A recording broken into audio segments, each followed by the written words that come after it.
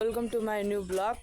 So guys आज म यहाँ यता गाउँतिर आएको छु र हजुरलाई मैले अनौठो चिज पनि देखाउने छु है।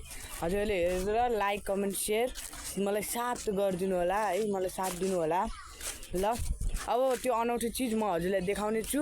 यो गाउँ देख्नुभएको होला है, म यता गाउँतिर घुम्न आएको छु।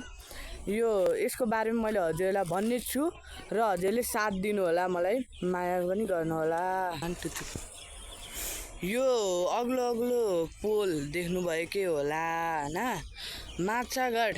यो चाहिँ माछागढदेखि कोलपुरसम्म बनाउने हो हैन, यो माछागढदेखि कोलपुरसम्म बनाउने हो।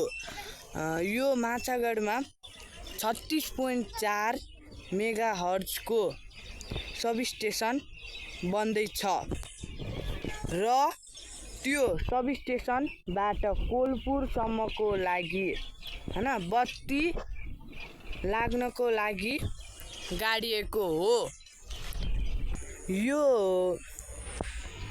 लाइनबाट हैन हो, यो लाइनबाट कोलपुर नेपालगञ्जको ठुला उद्योग कलकारखानाहरू चलाइने भन्ने सुन्नमा आएको छ हैन। अब बाँकी तार लगाएपछि म हजुरलाई जानकारी गराउने छु।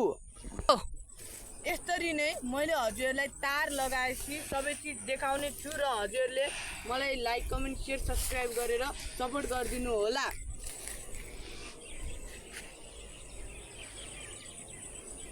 ल। बाई।